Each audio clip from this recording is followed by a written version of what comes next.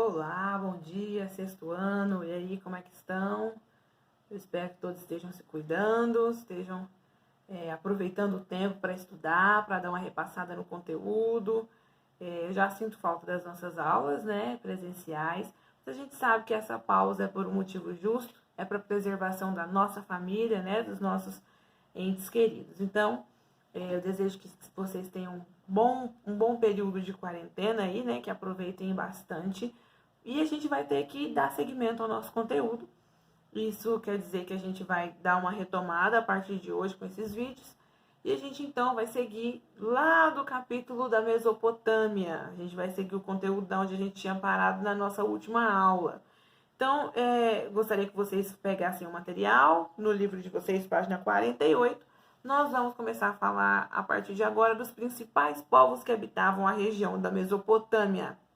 Fazendo aí uma breve revisão sobre esse capítulo. Vocês estão bem lembrados, eu acredito. O que é Mesopotâmia? A palavra Mesopotâmia quer dizer terra entre rios. E essa terra entre rios pode ser essa que nós estamos falando aqui, lá no período, no território entre o Irã e o Iraque, ou qualquer outra terra entre rios que a gente esteja se referindo. Porém, esse período histórico aqui que a gente está tratando é muito importante para a gente conhecer como se formaram as primeiras civilizações ocidentais e algumas orientais, e qual a interferência, qual a influência, qual a herança histórica desse povo para a nossa vida atual. Então, nas últimas aulas, olha só, a gente tinha falado sobre as fontes de riqueza e economia na Mesopotâmia. Eu me lembro de ter explicado para vocês o que é economia historicamente falando. Não quer dizer guardar dinheiro não, lembra? Dá uma voltada aí no conteúdo que vocês vão se lembrar. Então, hoje, nós vamos falar sobre esses principais povos que habitavam esse território e é uma explicação bem pontual, bem descritiva desses povos, tá? Porque o texto nos traz que são 4 povos que habitaram essa região, trazendo importantes mudanças, traços culturais, econômicos e políticos para essa região. Então, esses 4 povos principais são sumérios, babilônicos, assírios e caldeus. Todos eles habitam uma mesma região. Vocês podem voltar no livro de vocês aí, que eu não tenho, condições de mostrar, mas tem um mapa na página 44 que está mostrando aí as principais cidades e onde se localizavam essas cidades dentro do mapa mundi. Vocês têm em casa aí todos os recursos do Google agora para facilitar, que a gente não tem o mapa mundi da sala, mas vocês têm aí recursos mais até avançados. Então, começando a falar sobre esses primeiros povos, eu vou relembrar um tema que a gente tinha começado a falar, mas que é de fundamental importância para compreender esses povos mesopotâmicos, que é o conceito de cidade-estado. O que é uma cidade-estado? É uma cidade muito grande, professora, que cabe um estado dentro? Não, não é. Uma cidade-estado é uma cidade que é independente política e economicamente. O que isso quer dizer? Quer dizer que é uma cidade que tem as suas próprias leis, que tem o seu próprio administrador, no caso aqui da Mesopotâmia, um rei, o representante das pessoas, no caso do rei, que tem o seu próprio mecanismo de funcionamento interno, produz os seus próprios alimentos, ou seja, ela não depende necessariamente de uma outra cidade. Pode até fazer comércio com outras cidades, compra, venda, troca, mas ela não depende, as suas necessidades básicas são supridas por ela mesma e pelo seu rei, que é ali o representante de Deus. O rei mesopotâmico não é Deus, ele não se apresenta, ele não se vê como um Deus.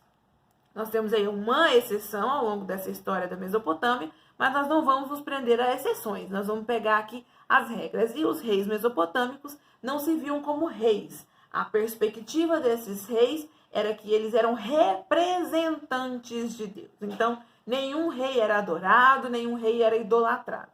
Então, essas cidades-estados, cidades independentes, cidades livres, cidades que não dependiam umas das outras, tinham, então, sua organização baseada, na maior parte das vezes, por um rei. Tá? Então, o primeiro povo que a gente vai falar aqui é os babilônicos, e esses povos babilônicos tinham a administração e a sua principal cidade chamada Acade. Acade é uma cidade que cresce, toma um poder de uma maneira de invadir o território, eles invadem o sul do território e estabelecem o primeiro Império Mesopotâmico nessa região. Então, Acade é uma cidade-estado, tá bom? Seguindo aí, nós temos os babilônicos. Os babilônicos são conhecidos também por estabelecerem o primeiro grande império mesopotâmico. Veja a diferença, tá? Esse é o primeiro grande império mesopotâmico. E nós temos aí nesse período a marcante presença de um rei que deixou para nós uma herança cultural e um documento magnífico que é muito importante para a legislação, né, para as leis do mundo inteiro, e é chamado Código de Hammurabi. Hammurabi é o rei, e este rei mandou gravar em alguma pedra, uma pedra grande, o código de leis da sua cidade. E esse código de leis é bastante conhecido entre os historiadores, é um código de leis referente àquele período, então é contextualizado com as necessidades daquele povo e que diz respeito às situações corriqueiras do cotidiano daquele pessoal. Então o Código de Hammurabi ainda existe, está preservado, ele foi encontrado 3.700 anos após a sua produção e ainda foi encontrado de maneira intacta, o que quer dizer que ele foi feito e bem elaborado para durar por muito tempo. O segundo povo, o terceiro, né, na verdade, desculpa, o terceiro povo que a gente vai falar aí são os assírios. Os assírios são historicamente conhecidos por ser um povo cruel, por ser um povo mau, um povo que não tinha medo dos inimigos e, muito pelo contrário, impunha medo nos inimigos.